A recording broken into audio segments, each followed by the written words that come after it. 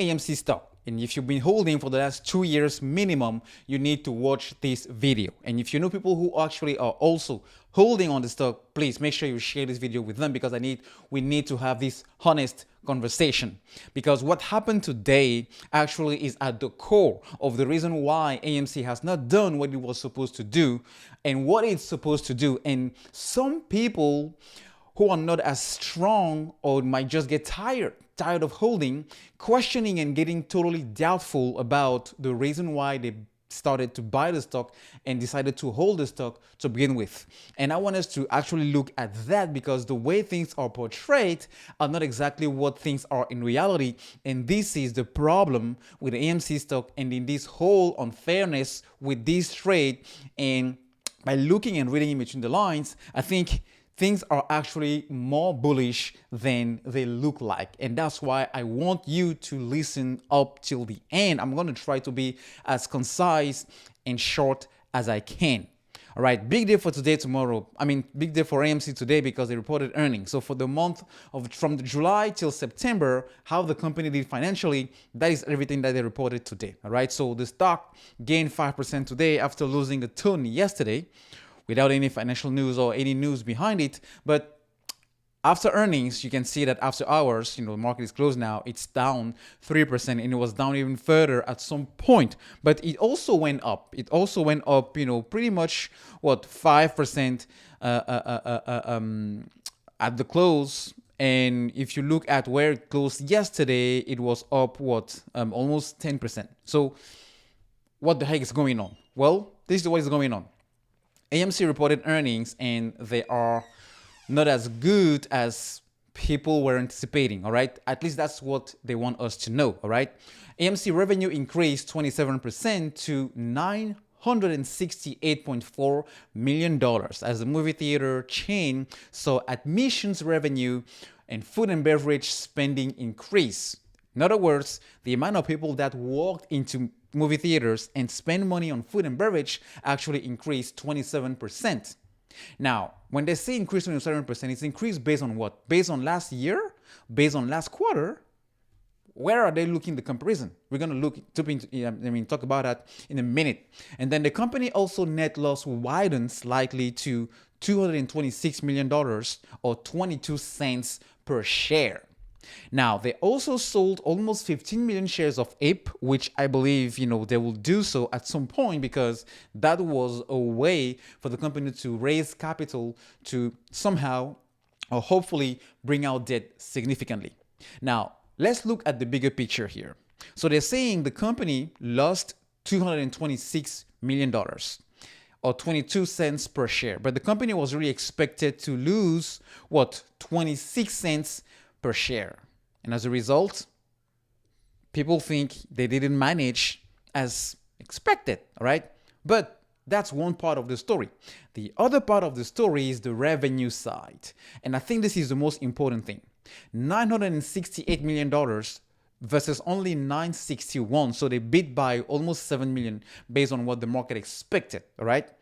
Keep in mind, this is just for a quarter. This is just for 3 months. So if we go back till the whole year, we're talking about potentially, if they make an average 960 million or 950 million per quarter, that's more than 3 billion, 275, 3 billion, just overall. For a company that was supposed to file bankruptcy, we are far, far, far away from the bankruptcy news. We are far, far, far stretched out from the bankruptcy possibility, eventuality, and probability. All right. But why the heck do they keep this story or this narrative down? Look, the domestic box office tallied $1.95 billion in ticket sales between July 1st and September 30th. For the whole quarter. It's down 31% from 2019 levels. Last time I checked, this is 2022. And between 2019 and 2022, you have 2020 and you have 2021, right? So why the heck are they comparing it to pre-pandemic levels? It's been 3 years, for God's sake. It's been three freaking years. Why are you still comparing AMC results with what it used to be before the pandemic? Let's continue. The box office also saw fewer wide releases during the period compared with pre-pandemic times, with only 19 films debuting in more than 2,000 locations during their opening weekends, down 24% from 2019. It doesn't make sense to compare these results in terms of attendance, in terms of revenue, in terms of ticket sales with 3 years ago, because when you look at every other company who published their results so far this quarter, you compare two things. You compare, are they doing good or bad? Are they doing worse or better compared to what happened last quarter or compared to this same period last year? That's how you measure progress. You don't go back 3 years, because 3 years, between 3 years and now, between 2019 and now, a bunch of life-changing, global thing, pandemic-changing things, stuff happened. And it changed the whole wide world. But I guess it fits the narrative of comparing things with 2019 because, everything makes sense why the stock will be so much down. And everything will make sense for all these, analysts throwing out targets around $3, $2, or even 50 cents target price for AMC, with millions of retail investors and a dozen of institutions still buying and holding the stock. All right. So it doesn't make sense. It doesn't make sense for any company to be treated this way when it looks like earnings.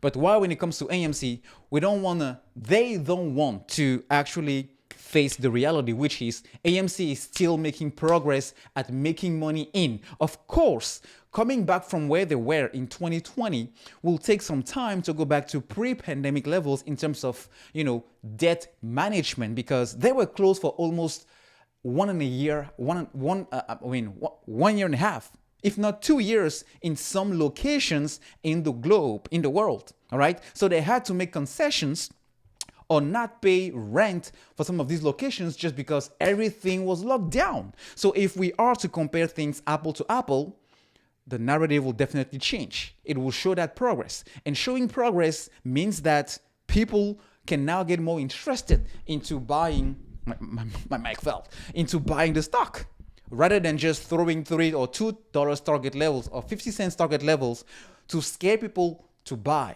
Because if AMC was really not that big of a deal for all of these big hedge funds, why are they trying so hard to keep this and suppress this? Because they know millions of people behind this stock, behind this company, it's a death sentence for so many 1%ers. And it looks bad.